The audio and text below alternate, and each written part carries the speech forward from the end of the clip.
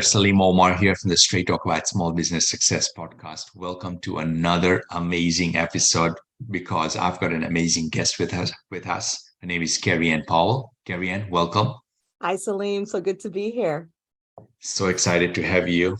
Let me quickly share with the listeners your bio, and then I'll ask you for your backstory, and then we'll really dying to get to the questions and really picking your brain on some few important things Sounds relating good. to small businesses. Sounds good. Kerri-Ann's a global business strategist, speaker, and champion of small and medium-sized businesses. She has over 20 years of experience, first as a Washington, D.C. attorney, then a lobbyist, a fundraiser. It positions her as an authority on what it takes to strategically succeed while confronting different obstacles. After raising 120 million to build the Martin Luther King Jr. Memorial, she launched her strategic business and consulting firm called Trafalgar Strategists. And she and her team advise they work with small businesses from various industries and countries on creating strategies, systems, and mindsets to thrive in business and in life. Kerri-Ann, let's start with your backstory. Yeah, absolutely. So, as you mentioned, I have a law degree. I worked as a attorney in Washington for a number of years and also as a lobbyist.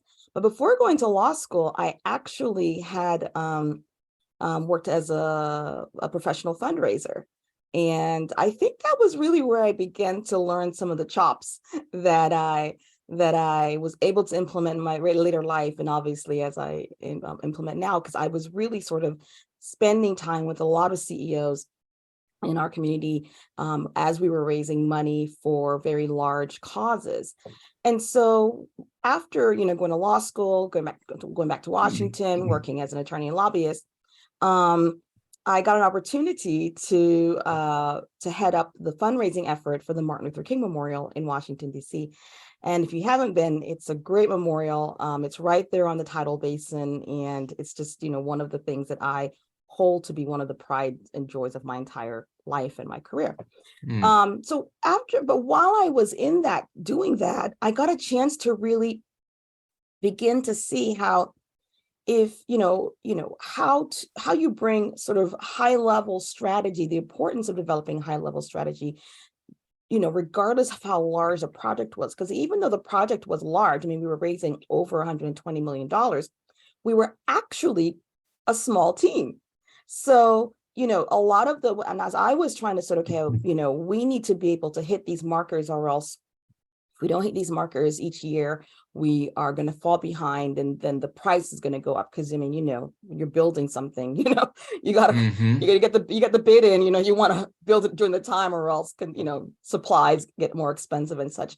So so I was really running a relatively small team, and I think it was during those moments that I began to say, okay, here are the things that really work to get teams moving forward, having your team connected to your full strategy, making sure that the strategy stays on par and you're actually executing it.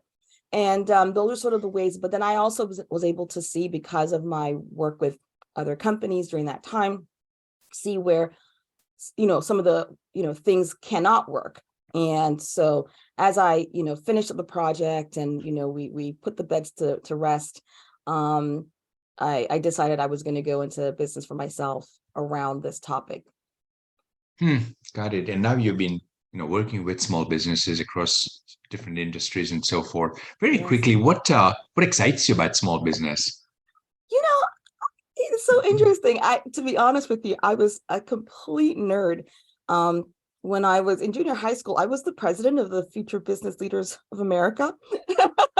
And but obviously it was a club where there's a goal to sort of enhance leadership skills in students. But I just thought that I was just really doing it because I've always really liked the idea of business. And I think that probably came from the fact that I think back at my father's friends, for instance, the guys that I grew up admiring and respecting. these are all, small business owners, small mid-sized business owners in our community. And when you start Mm, thinking about the things like, if something had to happen at our church, they were the ones stepping up and leading, not just because of the money aspect of it, but because they were the ones that saw the importance of the community coming together and leading in mm, ways. When you start to look at our community, the board, the members of boards of directors, the ones who were, leading nonprofits and through their volunteerism. When you start looking at those types of things, that's what I saw growing up. And so mm, I kind of had I guess a bit of an introduction to business that is not from the angle of, oh, business is bad or money's bad. I saw it from the angle of, these are leaders in our community. And I think it's great that, small businesses can continue to do that. mm, But at the same time, even though I went on to become a lawyer first and, did a little, went a little back way around it, but that's really what excites me about business is that here you are, you have a great idea, and the great idea is fantastic. But to be honest, the idea is not the only thing that really matters.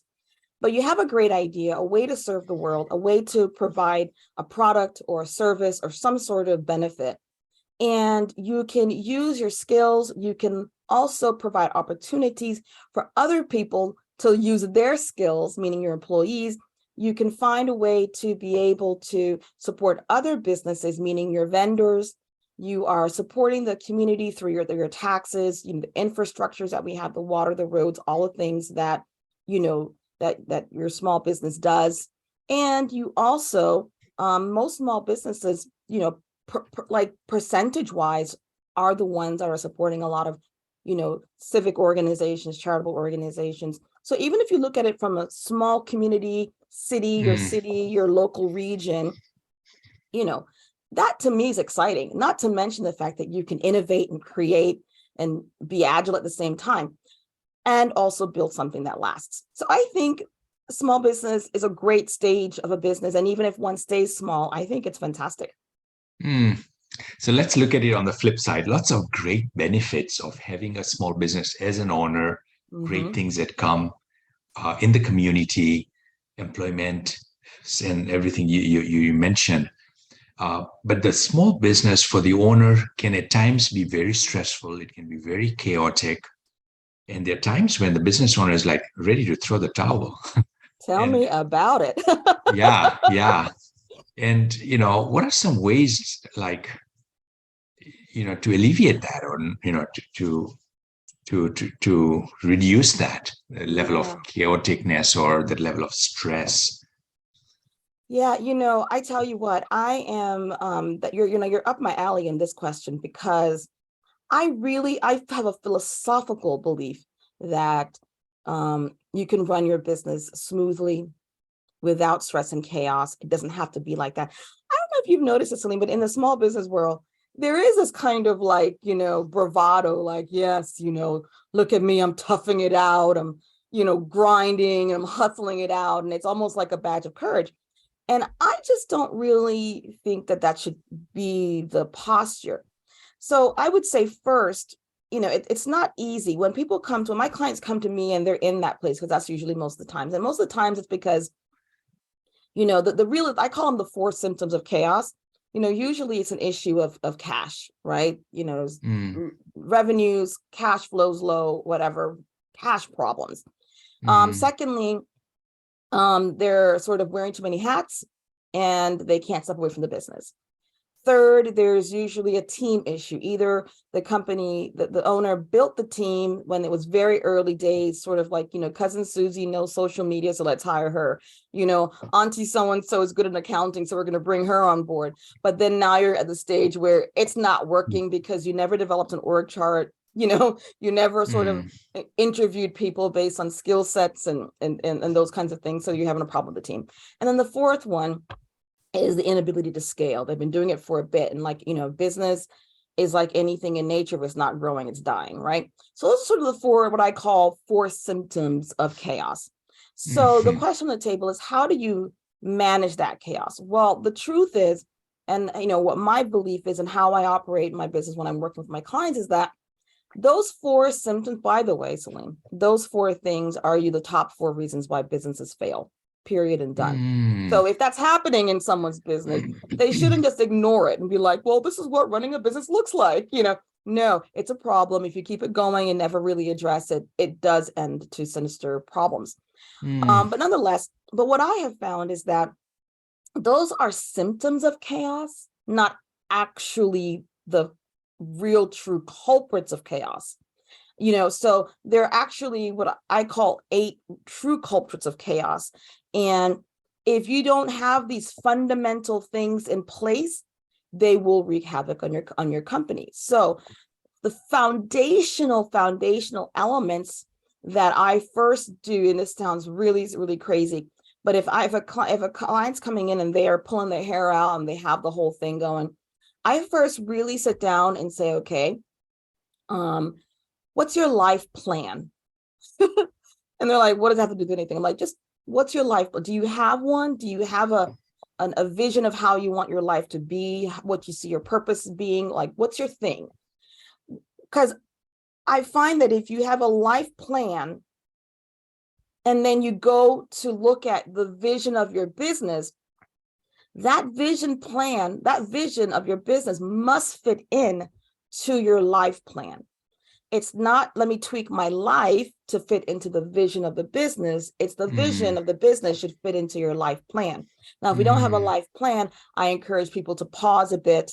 And, of course, people are like, I just want to fix the problem. Like, yeah, we're fixing the problem.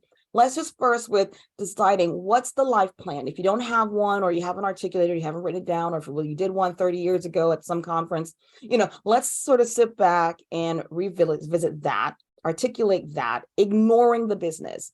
Then look at the vision of the business and say, does it fit?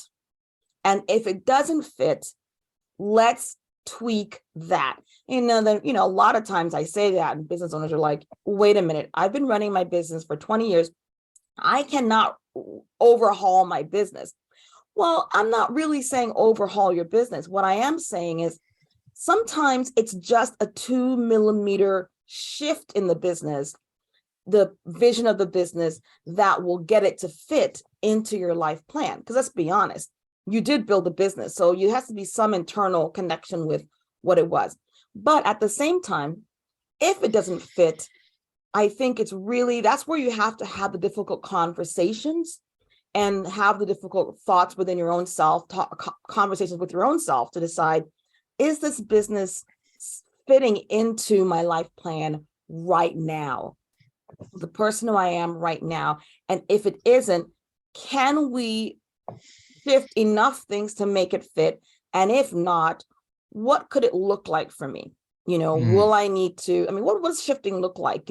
It could be anywhere from deciding that the way that your product formulation, how you get your product to your customers is, one way that you used to do it, but now you can do it. So for instance, with technology and so forth, a lot of folks who are running a business where they had to have a brick and mortar because of the way their business was structured, right? And they had to sort of, meet clients face to face. And so therefore never give them any time to be able to leave their town for vacation.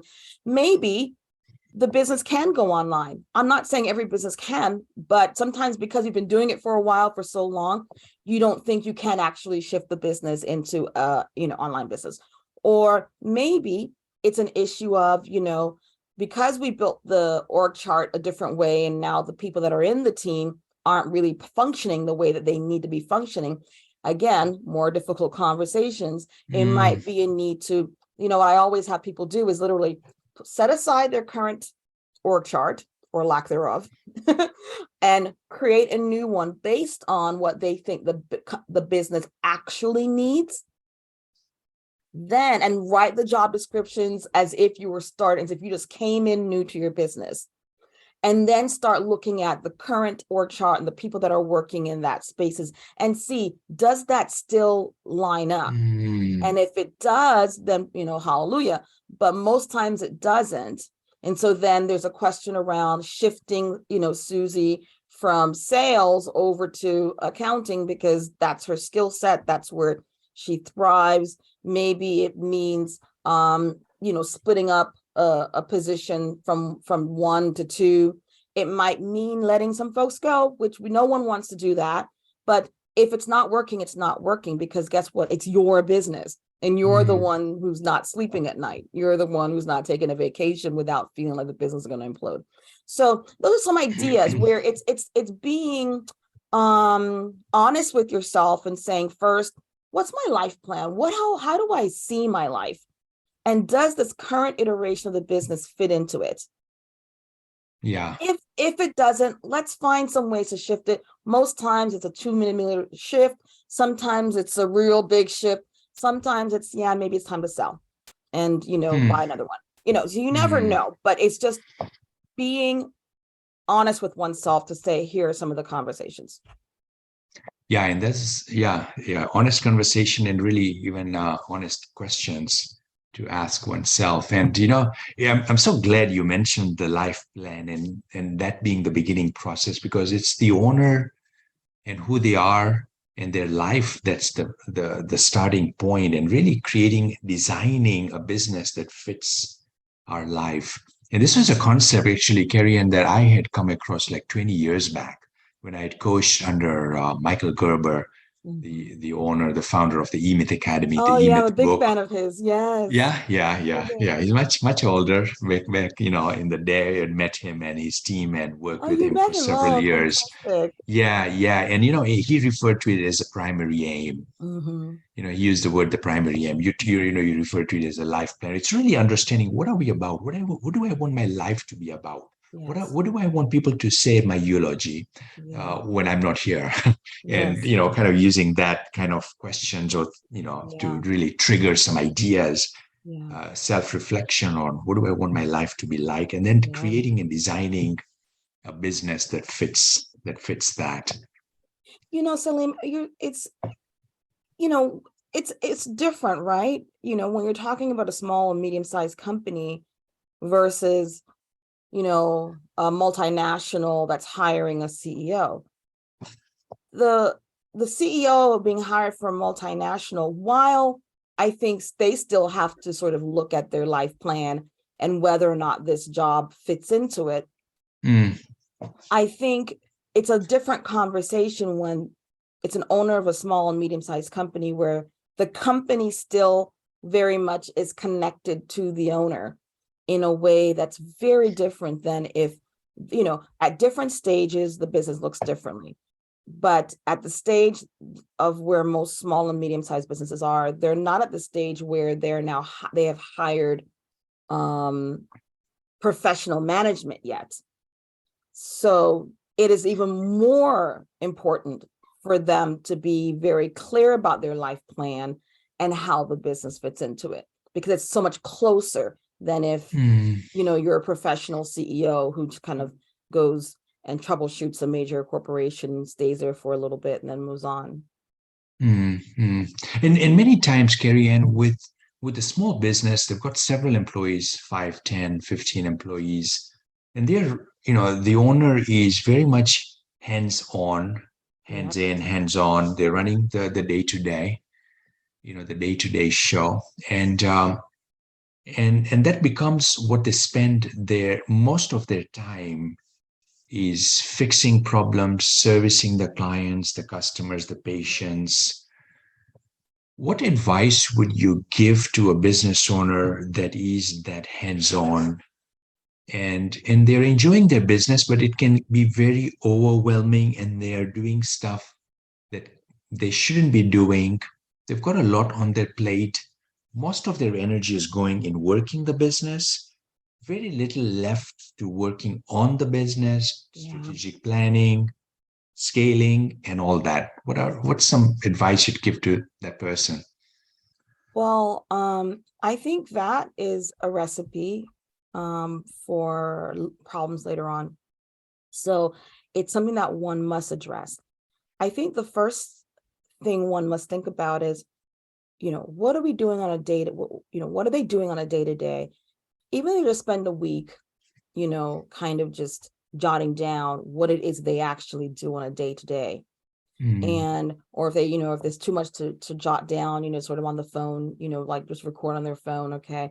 from, 1 to 2, I was with, Sally, and we were dealing with this, and blah, blah, blah. I was working with some customers on this and whatever.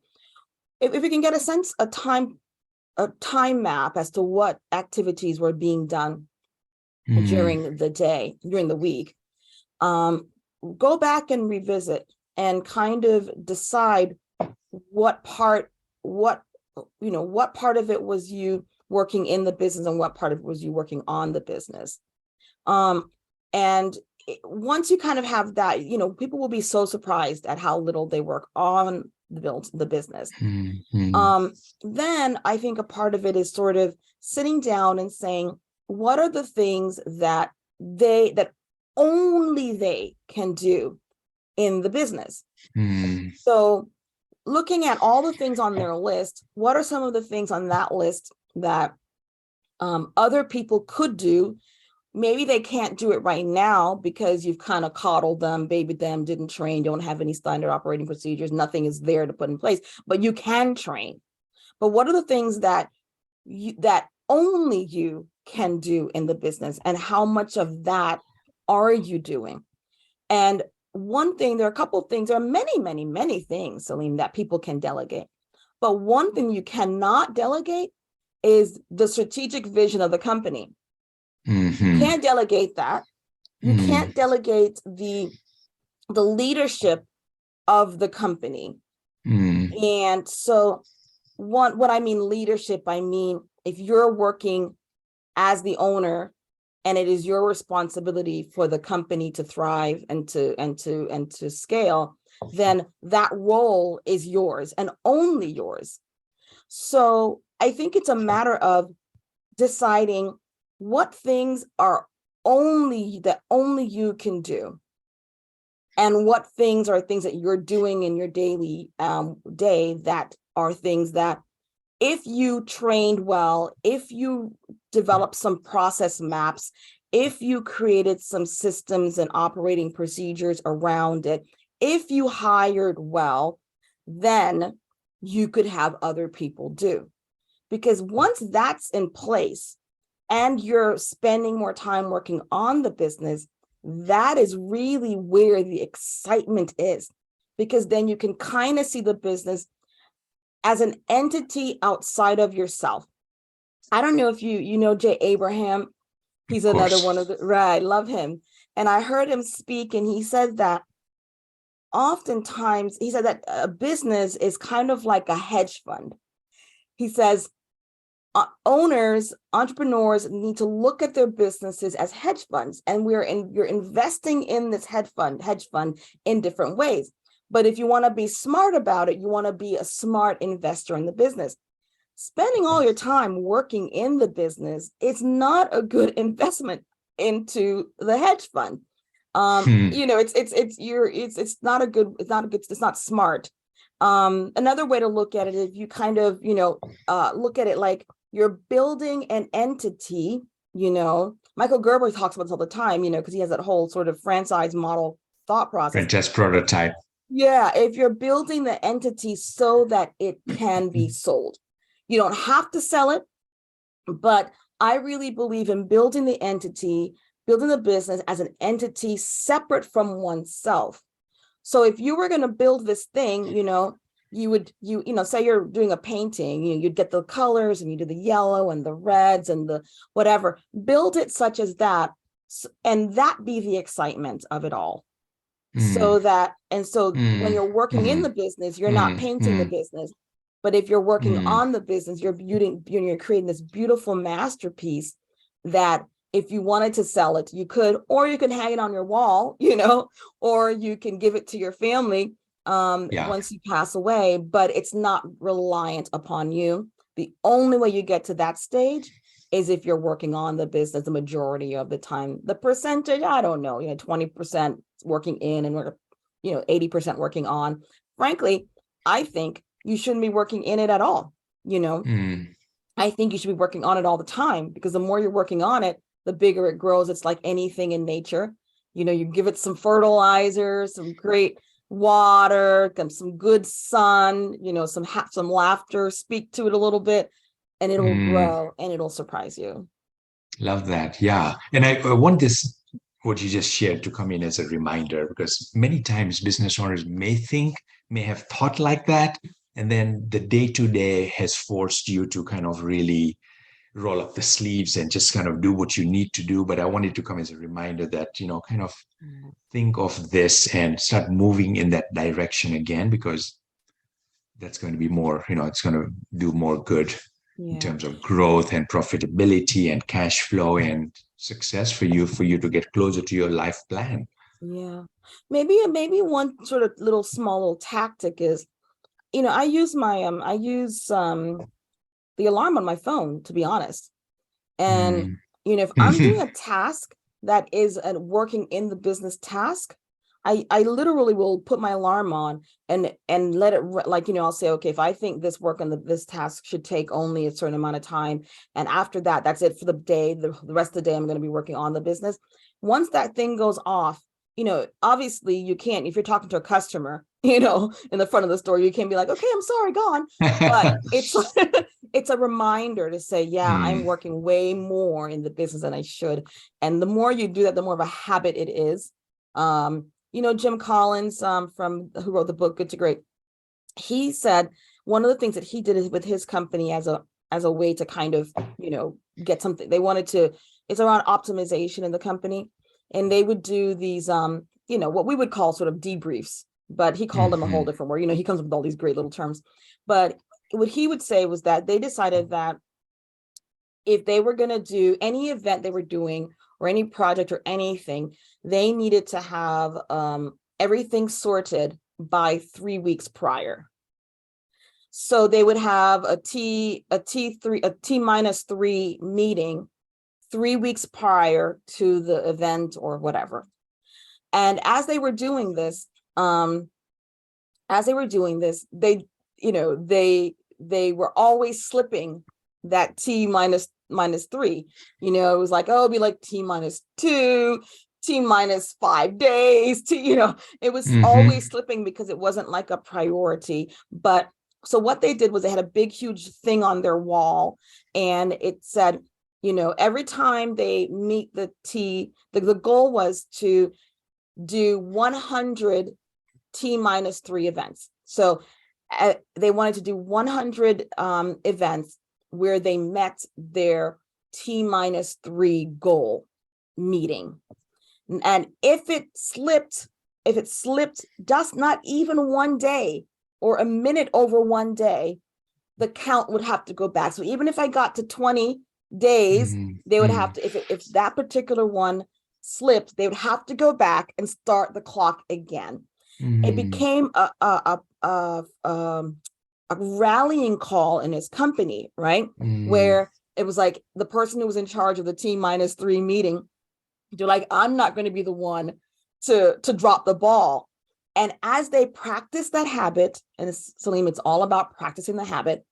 As Mhm. they practice the habit, they got to 100 T minus 3 meetings. And after that, when I was listening, I think I heard that story in one of maybe his be 2.0, be an entrepreneur 2.0 book. And he said after that, as that reading, as he was writing the book, they never ever ever stopped, like they never ever missed the deadline.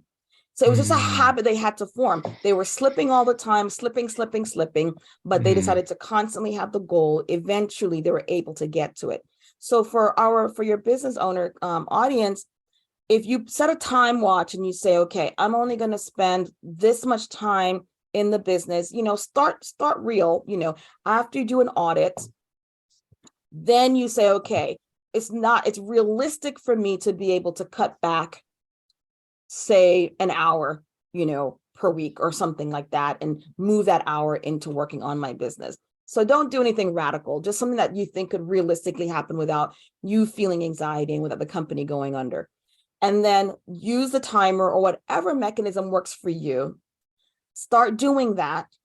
And you're going to slip at times, yes? But as Mhm. you continue to do it, as you make a commitment, eventually you'll realize, wait, it's been a whole 2 months. And so let me change the 1 hour to 2 hours. And then change the 2 hours to 3 hours. And next thing you know, you're really doing it. That's awesome.